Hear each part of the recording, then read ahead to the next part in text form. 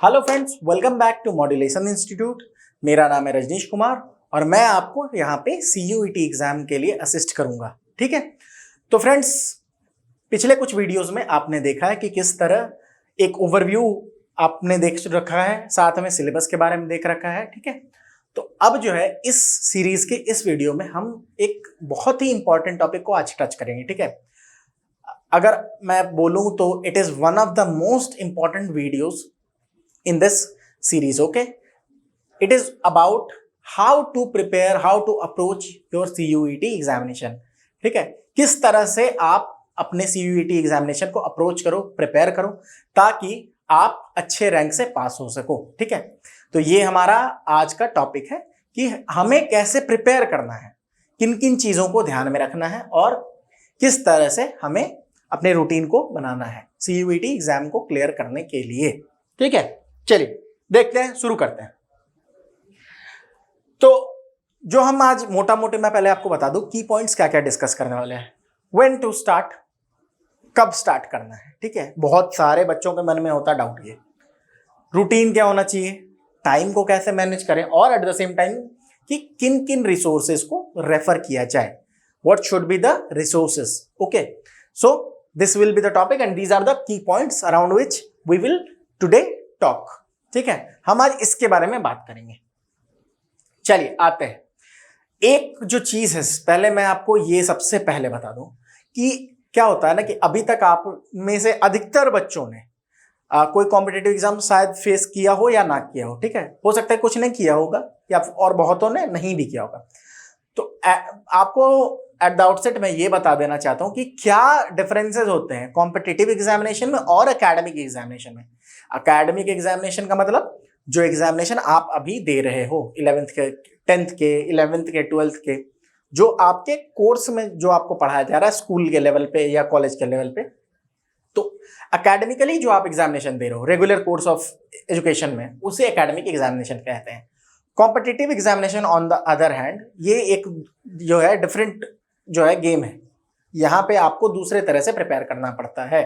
तो डिफरेंसेस क्या होता है पहले ये जान ले।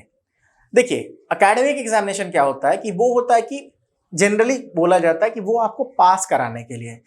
ठीक है, कि आपने जो है इतना पढ़ रखा, आप मिनिमम जैसे आप 11th से 12th जाते हो तो 11th में आप इतना जान रहे हो, इतना मिनिमम है, इतना आप जान रहे हो ताकि आप 12th के कॉन्सेप्ट्स को ग्रैस्प कर सको। तब आप 11th से 12th जाते हो तो आपको पास करा के प्रमोट किया जाता है 12th में। ठीक है, कॉम्पिटिटिव एग्जामिनेशन अगर आप देखोगे तो वो उल्टा है, इधर पास कराने के लिए, इधर फेल कराने के लिए एग्जाम जो है कंडक्ट कराए जाते हैं। चूंकि क्या होता है ना बच्चों कि स्टूडेंट्स होते हैं लाखों में, सीट्स होती है कुछ हजार, तो किस तरह से इनको सॉर्ट किया जाए, किस तरह से इनमें से जो है जो टॉप मोस्ट लेवल के स्टूडेंट्स हैं उनको चूज किया जाए, ये एकेडमिक एग्जाम का मेन जो है फोकस होता है। ठीक है, आपको मेरी बात समझ में आ रही है। तो अप्रोच एकेडमिक एग्जाम के जैसा कॉम्पिटिटिव एग्जाम में आप नहीं रख सकते हो, क्योंकि मैंने आपको बताया एकेडमिक एग्जाम क्या है, आपको मेनली आपका वो मिनिमम नॉलेज को टेस्ट करता है एकेडमिक एग्जाम, और कॉम्पिटिटिव एग्जामिनेशन क्या करता है, आपके जो अप्लाइड पार्ट है, उसके जो एप्लीकेशंस है उसको टेस्ट करता है कि किस तरह ये इंसान इस चीज को अप्लाई कर सकता है, समझ सकता है चीजों को।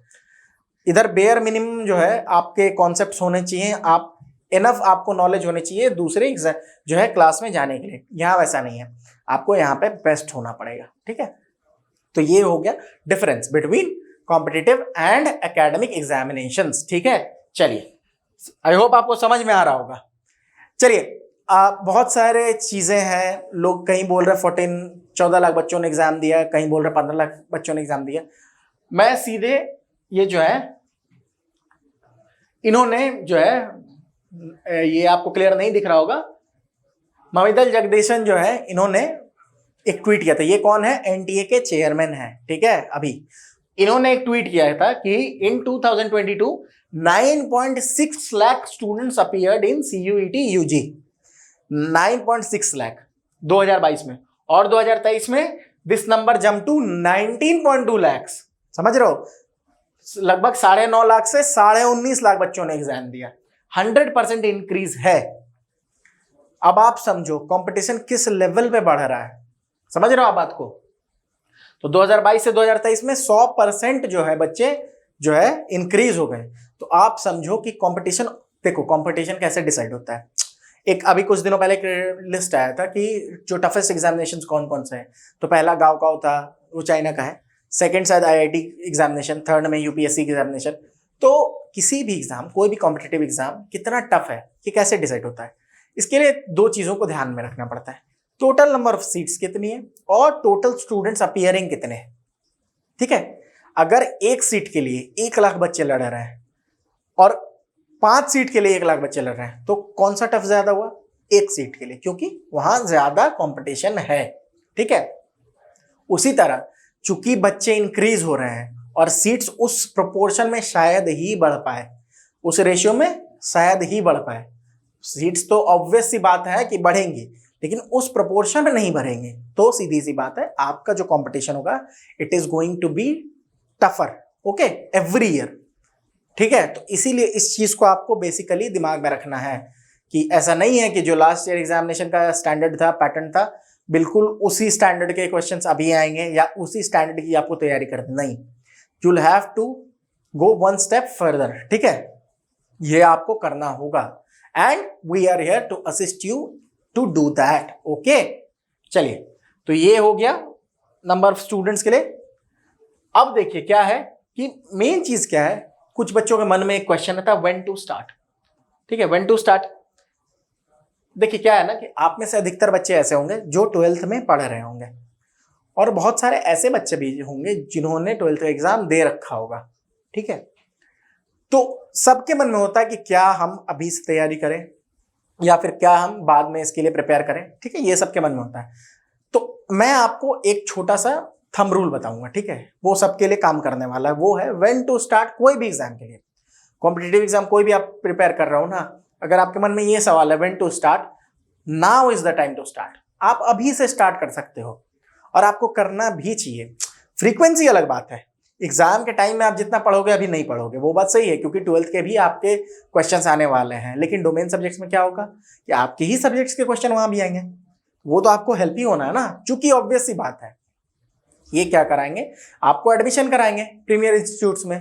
तो उसके लिए आप जो अभी पढ़ रहे हो उसको और अच्छे से पढ़ोगे, ताकि आप जो सेक्शन 2 बताया था मैंने आपको सिलेबस में, अगर आपको ध्यान हो, वो डोमेन सब्जेक्ट है, तो वो आपको क्लियर होता रहे। ठीक है, तो ये है, तो आप अभी से लग सकते हो, एग्जाम जो है तैयार कर सकते हो। अब दो चीजें आती हैं, टाइम मैनेजमेंट और रूटीन। तो पहले हम बात करते हैं रूटीन के बारे में कि रूटीन क्या होना चाहिए। रूटीन क्या है कि आप अभी जो है ना, मेनली कोई भी एग्जाम क्लियर करने के लिए जो बच्चे जो भूल जाते हैं ना, वो क्या है कि मेन आपको देखिए, आप तैयारी कर रहे हो तो सबसे बड़ी चीज जो है, कोई भी चीज के लिए, एकेडमिक एग्जाम्स भी देना है, आप पढ़ रहे हो, नई चीजें पढ़ने में ना मजा आता है। आपको मैं एक नया बुक दे दूं अगर पढ़ने को कि इसको पढ़ो, तो आप हो सकता है इजीली पढ़ पाओ। लेकिन अगर किसी बुक को आपने 5 बार पढ़ रखा है तो उसको फिर से दूं तो आप बोलोगे, आपको बोरिंग लगेगा वो। But revision is the key to success is always revision. किसी भी कॉम्पिटिटिव एग्जाम को क्लियर करने के लिए एक ही मंत्र है, वो है रिविजन। आप जितना रिवाइज करोगे उतना आप सुखी रहोगे। तो आप दो चीज कर सकते हो, या तो आप रोज जो पढ़ रहे हो उसके लिए रात में 1 घंटा निकाल के रिवाइज करोगे, या फिर आप 5 दिन पढ़ाई करो और 2 दिन उसको अच्छे से रिवाइज करो। ये आपका रूटीन होना चाहिए, जो आपके लिए अच्छा आपको फील हो रहा हो। ठीक है, आपको अगर लगता है कि आप दिन भर में जो पढ़ाई कर रहे हो उसको रात में पढ़ लोगे तो आपके लिए वो आप कंफर्टेबल उसमें हो, या फिर आप हो सकता है 6 दिन आप पढ़ रहे हो कुछ, और संडे के दिन आप सबको जो आपने 6 दिन में पढ़ा है उसको रिवाइज करो। तो ये पर्सनल चॉइस है। ठीक है, और एट द सेम टाइम क्या है ना कि आप खुद से भी देख लो, आप जो है रात में ज्यादा कंफर्टेबल हो पढ़ने में, या फिर आप सुबह उठ के पढ़ सकते हो। ठीक है, तो ये आपके ऊपर है चॉइस। हाँ, थोड़ा ये है कि अगर आप सुबह उठ के पढ़ लो तो थोड़ा वो बेनिफिशियल होता है, क्योंकि फिजिकली आप थोड़ा एक्टिव रह पाओगे। ठीक है, देखो सबसे जरूरी चीज क्या है ना, सबसे जरूरी चीज क्या है किसी भी चीज के लिए, वो है आपका हेल्थ। आपको अपने हेल्थ पे इन्वेस्ट करना होगा, और इन्वेस्ट करने का मतलब आप अच्छा खाओ, ठीक है, और कुछ थोड़ा सा वर्कआउट करो। थोड़ा वर्कआउट चाहिए होता है, ठीक है, किसी भी मतलब अपने बॉडी को शेप में रखने के लिए, वो सबसे जरूरी है, तभी आप पढ़ पाओगे। ठीक है, क्योंकि आपको अगर आपका दिमाग आपको चाहिए ऑप्टिमम लेवल पे काम करे, then you will have to exercise a little bit, you'll have to pay attention to your physique, to your body. Okay, ये कहा जाता है ना कि a sound mind resides only in a sound body. अगर आपका जो आपकी फिजिक है, जो आपकी बॉडी है, वो अगर हेल्दी है तभी आपका जो मन है वो भी हेल्दी रह पाएगा, ठीक है। और vice versa is also true, अगर आपका दिमाग ठीक है तभी आपकी बॉडी भी ठीक रहेगी। तो रूटीन की हमने बात कर ली, किस तरह से आप प्रिपेयर करोगे, ठीक है। एक चीज है टाइम मैनेजमेंट। टाइम मैनेजमेंट का क्या मतलब है कि एग्जाम के कॉन्टेक्स्ट में टाइम मैनेजमेंट अलग होता है, ठीक है, कि किस तरह से आप जो है उसको टाइम मैनेज करोगे 45 मिनट में, किस तरह से 60 मिनट में क्वेश्चन को कैसे करोगे। यहाँ हम बात कर रहे हैं ओवरऑल टाइम मैनेजमेंट जो अभी कर रहे हो, क्योंकि आप 12th की तैयारी, 12th के लिए पढ़ रहे हो, साथ में आपको करना है। तो आप क्या कर सकते हो ना कि डोमेन सब्जेक्ट्स तो आप पढ़ ही रहे हो ना, डोमेन के लिए तो आप प्रिपेयर कर ही रहे हो। आपको 2 सेक्शन बचे, सेक्शन 1 और सेक्शन 3। आप पहले कुछ दिनों तक बैठ के पहले समझ लो सेक्शन 1 में आपको कौन सा लैंग्वेज लेना है। बहुत सारे बच्चे होते हैं जो कि 2-3 लैंग्वेजेस में प्रोफिशिएंट होते हैं, तो आपको बहुत ही केयरफुली चूज करना है कि कौन से लैंग्वेज में आप सबसे ज्यादा प्रोफिशिएंट हो, आप सबसे ज्यादा मार्क्स किस में ला सकते हो, ठीक है। देखो बच्चों, मैं सीधी सी बात कहूंगा आपको, मैं प्रैक्टिकल बात कहता हूं, आपको विद्वान नहीं बनना है यहाँ पे। Your goal is to clear the examination. आप विद्वान बन जाना, बाद में पढ़ लेना अच्छे से, अभी आप एग्जाम स्पेसिफिक तैयारी करके एग्जाम को क्लियर करो। तो आपके लिए बचे क्या, सेक्शन 1 और सेक्शन 3। अब आपको इस पे कितना टाइम देना है ये आपको फोकस करना है।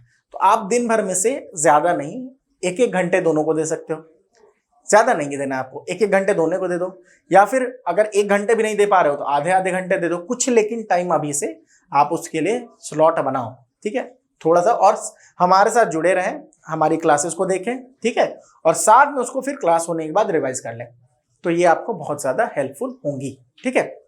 चलिए, तो हमने टाइम मैनेजमेंट और रूटीन की भी बात कर ली। रिसोर्सेस क्या होने चाहिए। देखो बच्चों, मैं आपको एक बात बता रहा हूँ, हर बच्चा अलग होता है, हर दिमाग अलग है, ठीक है। तो भूल भुलैया मूवी देखी है आपने? भूल भुलैया मूवी देखी होगी आपने, उसमें अक्षय कुमार का एक डायलॉग भी है कि हर दिमाग अलग, हर ताले की चाबी अलग। उसी तरह हर बच्चा यूनिक होता है, हर जो है दिमाग अलग होता है उसका। तो आप अपने हिसाब से ही प्रिपेयर करोगे। एक वन साइज फिट्स ऑल की स्ट्रैटेजी यहाँ पे अप्लीकेबल नहीं होती है, तो एक ही स्ट्रैटेजी सबके लिए अप्लीकेबल नहीं है। कुछ लोग बोलेंगे आपको कि मैंने 5 घंटे पढ़ के जो है एक ये एग्जाम क्लियर कर लिया, कुछ बच्चे बोलेंगे आपको 10 घंटे, तो जिसकी जितनी कैपेसिटी। लेकिन इनमें से कुछ चीजें होती है जिन्हें हम थंब रूल बोलते हैं, जो कि सबके लिए एप्लीकेबल है। वही चीजें मैं आपसे डील कर रहा हूं अभी फिलहाल, ठीक है। जैसे व्हेन टू स्टार्ट मैंने बताया आपको, सबके लिए वो एप्लीकेबल है। रूटीन, टाइम मैनेजमेंट सबके लिए एप्लीकेबल है, वो आपको करना होगा। और जो कर लेगा, अभी ये हो सकता है कि बहुत सारे बच्चों को लग रहा हो कि नहीं बाद में कर लेंगे, ऐसा है वैसा है, लेकिन जैसे मैं बता रहा हूं, अगर आप कर लोगे उस तरह से, आप लगातार अगर लगे रहोगे, तो आप बाद में आपके ऊपर वो हेक्टिक नहीं होगा, आपके ऊपर प्रेशर नहीं आएगा। अगर अभी से नहीं करोगे, बाद में करने जाओगे तो बहुत ज्यादा हेक्टिक होने लगेगा वो आपके लिए, ठीक है, और बहुत प्रेशर आ जाएगा। इसीलिए थोड़ा थोड़ा करके अभी से ही स्टार्ट करो। रिसोर्सेज की बात करें, देखो एक गाड़ी आपने देखी होगी, एक कार में 2 हेडलाइट होता है ना, किसी भी कॉम्पिटिटिव एग्जामिनेशन के 2 हेडलाइट होते हैं, सिलेबस, पीवाईक्यू। पीवाईक्यू का मतलब प्रीवियस ईयर क्वेश्चंस। तो एक हेडलाइट है सिलेबस, एक हेडलाइट है प्रीवियस ईयर क्वेश्चंस। आपको खुद से, मैंने आपके सिलेबस को बहुत डिटेल में जो है डील कर रखा है, लेकिन मैं आपको ये बोलूंगा कि आप उस वीडियो को देखें, साथ में एक बार अगर हो सके तो आप खुद से भी सिलेबस को पढ़ें, डाउनलोड करके आराम से पढ़ लें अपने सिलेबस को। वो एक आपको एक्स्ट्रा जो एडेड एडवांटेज है ना, एडेड जो एक बोल सकते हैं आप सेंस ऑफ सेटिस्फैक्शन, वो आपको मिलेगा, ठीक है। तो सिलेबस को ध्यान में रखें, और सिलेबस आपके मुंह पे होना चाहिए कि ये चीजें मेरे सिलेबस के पार्ट हैं। ऑल्दो यहाँ दिया हुआ सिलेबस की सिलेबस में लिखा हुआ था ना, मैंने आपको बताया था कि आर नॉट लिमिटेड टू, लेकिन एक ब्रॉड गाइडलाइन तो दी हुई है ना, तो वो आप फोकस करेंगे, उसको आप प्रिपेयर करेंगे अच्छे से।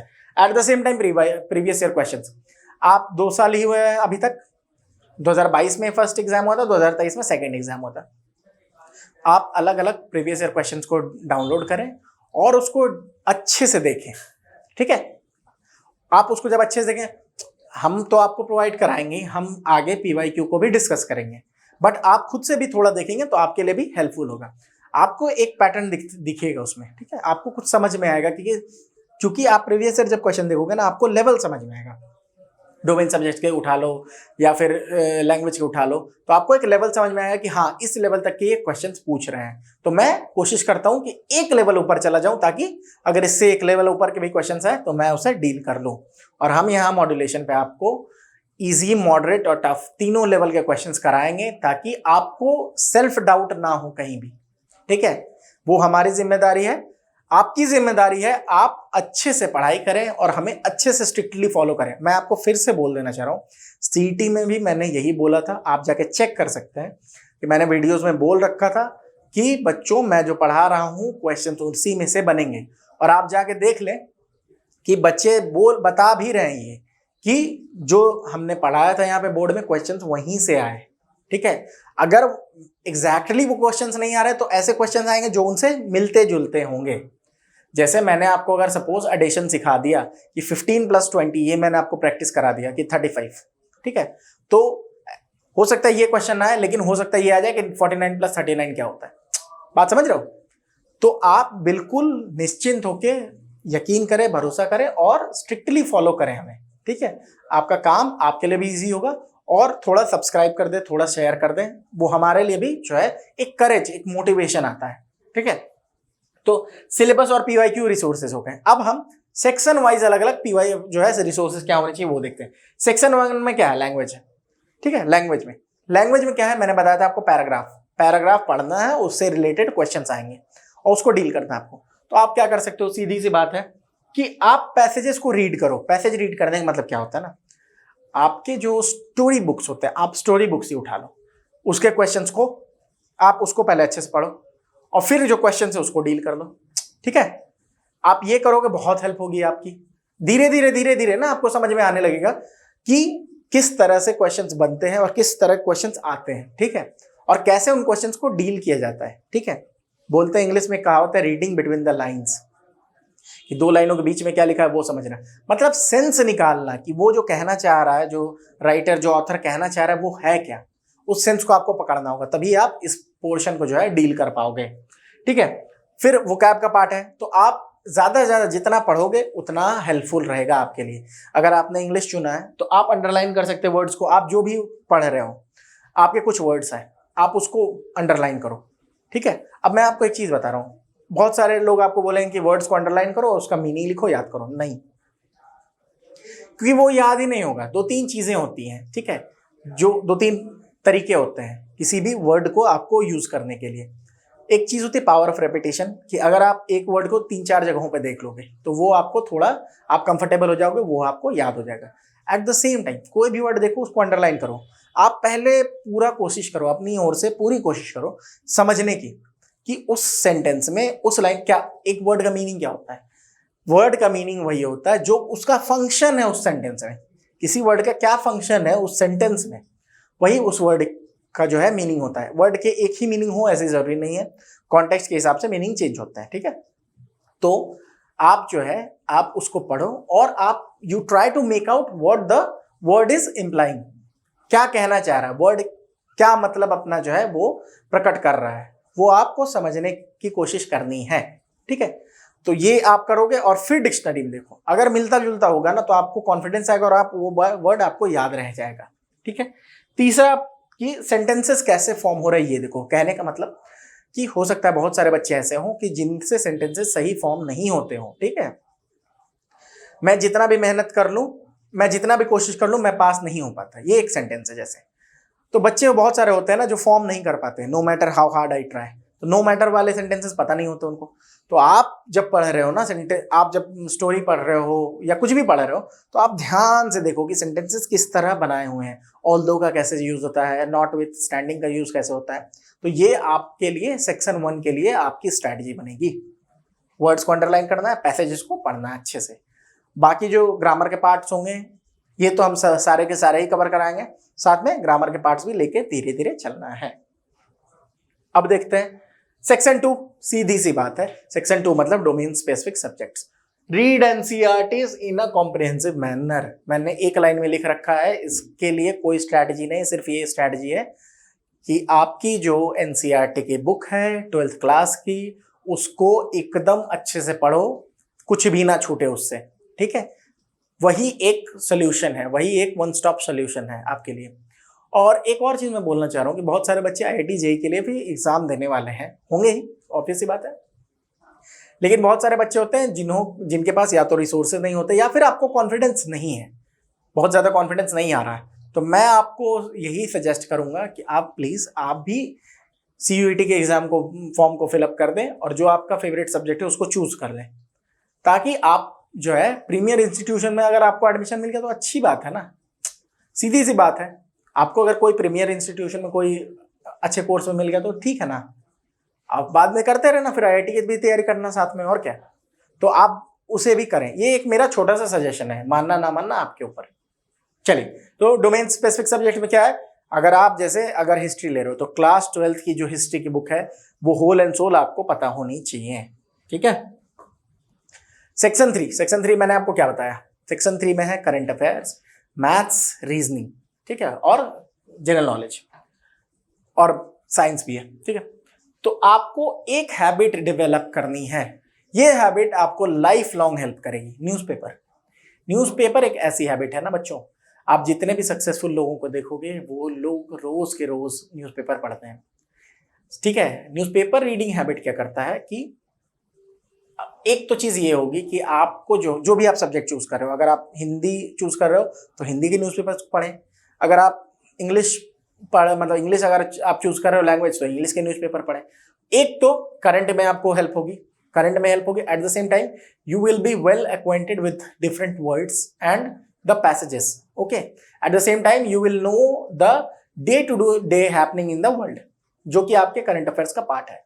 तो आप करंट अफेयर्स का पार्ट जो है वो भी आपके न्यूज़पेपर से हो जाएगा, साथ में जो आप पढ़ोगे तो आपको पैसेजेस समझ में आने लगे। मैं ये नहीं बोलूँगा कि आप ये पेपर उठा लो, द हिंदू उठा लो या कुछ भी उठा लो, जो आप खुद से देखो समझो, सबके लिए अलग अलग होता है। हिंदू की लैंग्वेज थोड़ी टफ आपको हो सकती है, आपके लिए इंडियन एक्सप्रेस ले सकते हो या कुछ भी एक न्यूज़पेपर जो आपको ढंग का लगे, कोई भी, Hindustan times, times of India, वो आप उठाओ, उसको पढ़ो।